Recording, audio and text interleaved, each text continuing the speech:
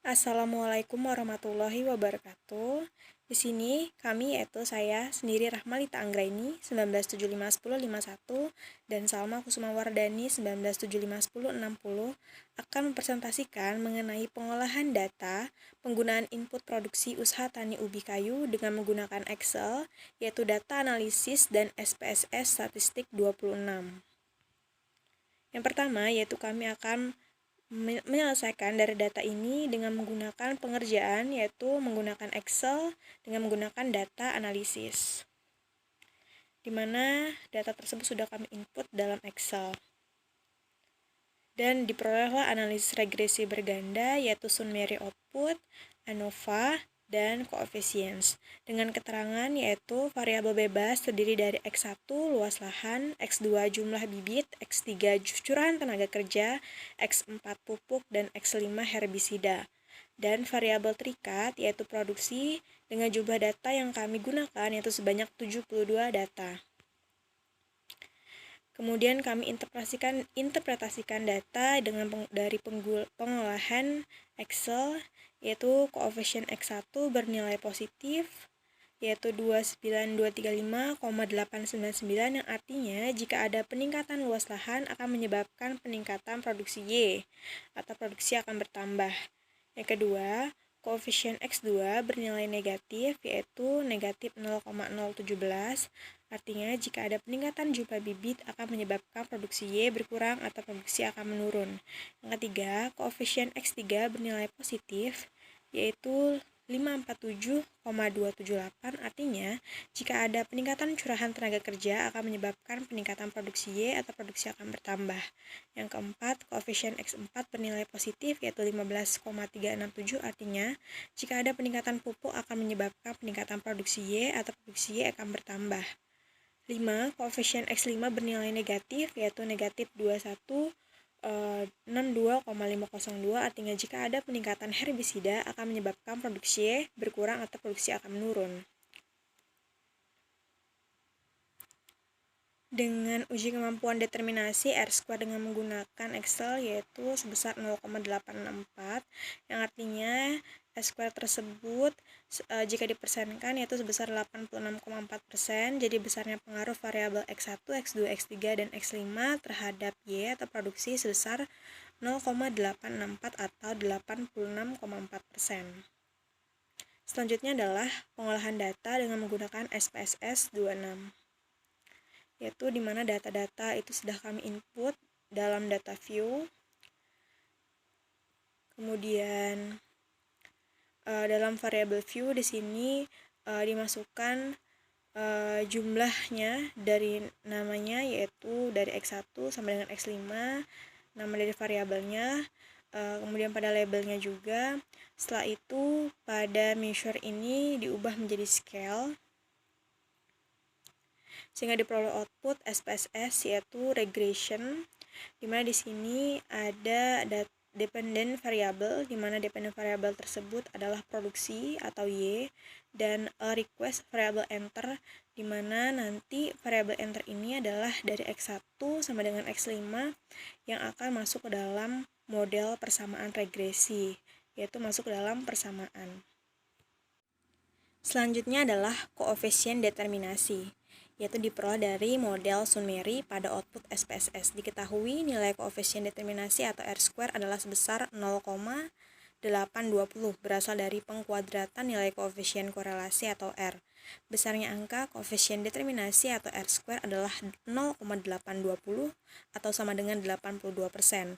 Angka tersebut mengandung arti bahwa luas lahan, jumlah bibit, curahan tenaga kerja, pupuk dan herbisida berpengaruh terhadap produksi Y sebesar 82%, sedangkan sisanya yaitu sebesar 18% dipengaruhi oleh variabel lain di luar dari persamaan regresi ini, atau variabel tidak diteliti atau adjust R² sebesar 0,80.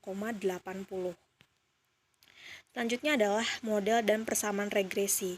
Menjelaskan hasil perhitungan didapatkan dari tabel dari koefisien bahwa konstanta yaitu A sebesar negatif 6955,300, koefisien regresi X1 negatif 32381, X2 yaitu 0,610, X3 995,553, X4 23 261, dan X5 yaitu 12,280, di mana persamaan regresinya yaitu Y sama dengan A ditambah beta X BT1 X1 tambah dengan beta 2 X2 tambah beta 3 X3 tambah beta 4 X4 dan beta 5 X5. Dengan persamaannya Y sama dengan negatif 6955,300 ditambah dengan negatif 32,381 X1 ditambah 0,610 X2 ditambah 995,553 X3 ditambah dengan 23,261 X4 dan ditambah dengan 12,280 X5. Dengan keterangan dapat dilihat pada slide PPT. Selanjutnya adalah pengujian asumsi. Yang pertama adalah uji normalitas. Berdasarkan pada grafik normalitas, dapat dikatakan bahwa asumsi normalitas terpenuhi karena data berdistribusi normal. Berdasarkan grafik normal yaitu PP plot, standar residual menunjukkan bahwa data menyebar di sekitar garis diagonal dan mengikuti arah garis diagonal, maka memenuhi asumsi dari normalitas. Selanjutnya adalah pengujian asumsi yaitu uji multikolinearitas, di mana diperoleh dari tabel coefficients pada SPSS 26, di mana nilai FIF pada X1 sebesar 1,167, yaitu tidak ada kasus, X2-nya yaitu 2,833 tidak ada kasus, X3-nya 2,632 yaitu tidak ada kasus, X4-nya 2,231 tidak ada kasus, dan X5-nya 1,011 tidak ada kasus. Mengapa seperti itu tidak ada kasus? Karena pada uji multikolinearitas ini mempunyai nilai tolerance atau FIF lebih dari 0,1 dan kurang dari 10 atau sama dengan 10. Dengan demikian dapat dikatakan bahwa model tidak terdapat gejala multikolinearitas. Yang ketiga adalah uji heteroskedasitas.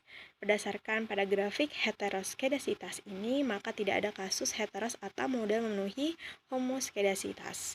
Berdasarkan diagram pencar, antara nilai prediksi yang distandarkan terhadap standar residualnya menunjukkan pola data yang menyebar secara random membentuk horizontal bed.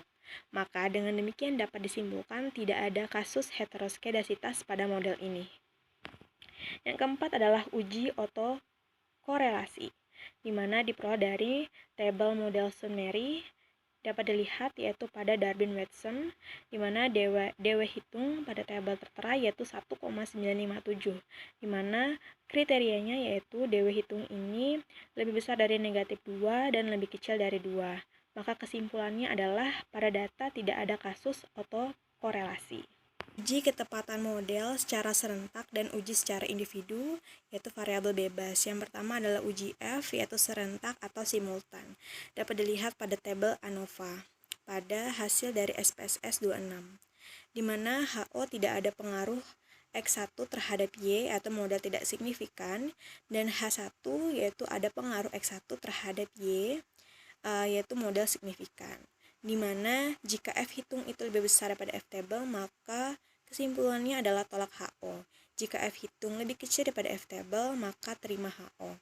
Di mana pada data diketahui bahwa F table yaitu 2,35 diperoleh dari Excel dengan rumus yaitu FINV buka kurung 5% titik koma 5 titik koma 66, di mana 5 dan 66 ini diperoleh dari DF.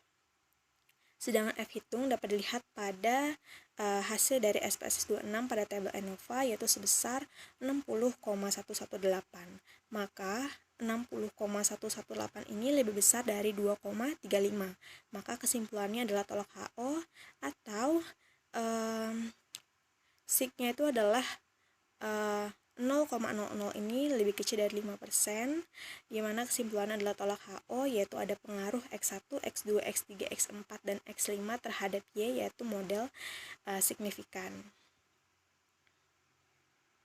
Yang kedua adalah uji T yaitu secara individu dapat dilihat pada tabel coefficients pada SPSS 26, di mana HO ini adalah tidak ada pengaruh XI terhadap Y, yaitu model tidak signifikan, dan H1 ada pengaruh XI terhadap Y, yaitu model signifikan. Jika T hitung lebih besar pada tabel, maka tolak HO. Jika T hitung lebih kecil pada T tabel, maka terima HO. Diketahui bahwa T hitung X1 ini pada tabel coefficients diperoleh negatif 1,090, T hitung X2 yaitu sebesar 2,604, T hitung X3 yaitu 5,375, T hitung X4 yaitu sebesar 4,366, T hitung X5 sebesar 0,171, dan T-table yaitu diperoleh dari Excel sebesar 1,99 diperoleh dari rumus sama dengan tin V buka kurang 5% titik koma 66, di mana 66 ini diperoleh dari tabel sebelumnya yaitu tabel pada DF. Selanjutnya yaitu pada X1 di mana negatif 1,090 ini lebih kurang dari 1,99, artinya terima HO, dan X2 ini adalah 2,604 lebih besar dari 1,99 yaitu tolak HO. X3 yaitu 5,375 ini lebih besar daripada 1,99 artinya tolak HO, dan X4 yaitu 4,366 lebih besar daripada 1,99 yaitu tolak HO, dan X5 yaitu 0,171 kurang dari 1,99 yaitu terima HO. Maka X1 dan X5 yaitu tidak ada pengaruh luas lahan dan herbisida terhadap produksi Y, artinya model tidak signifikan. Dan yang kedua yaitu X2, X3, dan X4 ada pengaruh yaitu jumlah bibit, curahan tenaga kerja, dan pupuk terhadap produksi atau Y, yaitu artinya bahwa model tersebut signifikan. Kesimpulannya adalah kriteria blue belum terpenuhi karena ada variabel yang tidak berpengaruh terhadap produksi atau Y tadi, yaitu pada X1 dan X5 yaitu luas lahan dan herbisida, sehingga model regresi belum dikatakan bagus. Sekian presentasi dari kami, mohon maaf jika ada salah kata. Wabillahi taufiq wal hidayah. Wassalamualaikum warahmatullahi wabarakatuh.